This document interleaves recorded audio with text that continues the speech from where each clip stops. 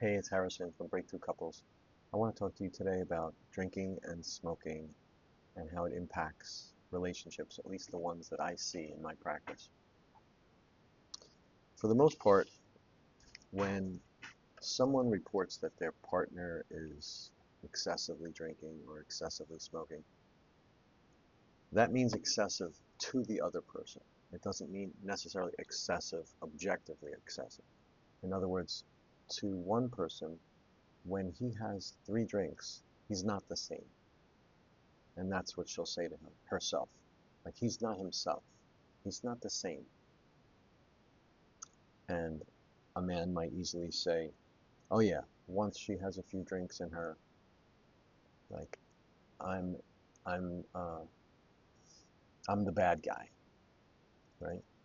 So she changes her perspective, or she's reminded of things that he's done in the past that trigger her. So couples have this like spidey sense, this awareness, this knowledge of their partner that tells them that you're not the same after you smoke, after you drink a certain amount. So something that you want to think about is the idea of emotionally unavailable and how that triggers your partner's sadness and loneliness. For example, if a woman grew up with a dad who was emotionally unavailable, which is very likely, and her partner has a few drinks when he comes home, and then has another one, and then maybe one more, and now he's up to 4 drinks.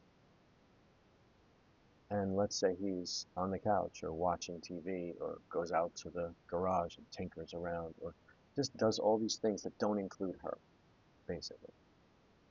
It's like he's triggering her historical wound of feeling unpartnered. And he may not know it because a lot of men who drink because they're overwhelmed or because they feel pressured or because they feel inadequate or because of some childhood trauma that they haven't processed yet. And they're not really thinking about the effect that it's having on their partner. Right? So what do you know if you're a guy and you're drinking and smoking excessively, according to your partner? What do you know about her past interactions with emotionally unavailable men? Right? Was her dad one of them? Did she not have a dad? So that counts. And then you're triggering that feeling of being unpartnered, disconnected. And while you're in pain and you're suffering to some degree, right? You're feeling pressured or inadequate or emotionally wounded. Now you're doing it to your relationship, right? Because now she loses access to you. Some people can have 1, 2 drinks and they can still laugh and connect and stay and track conversation really well and be curious and connected. As soon as they have that 3rd drink, things change. And I bet your partner knows where that line is. And they might know it better than you.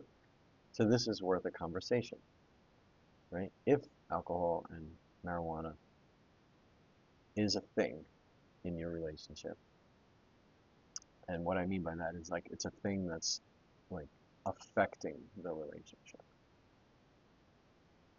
then have a peaceful conversation about it in a way where you try to understand how it affects the other person and why it is that you're doing it, right? So that way they can have some compassion for you and you can have some new insights for how it's impacting them, right?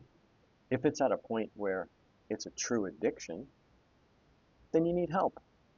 And if you're not getting help, you should get help, right? There's lots of help out there, right? But this is about how it's affecting your relationship. And that's what I want you to look at. And that's what I want you to start talking about if this is the case for you. Okay? So if you want to know more about how I work, check me out at breakthroughcouples.com and subscribe below for more videos on connection like this one.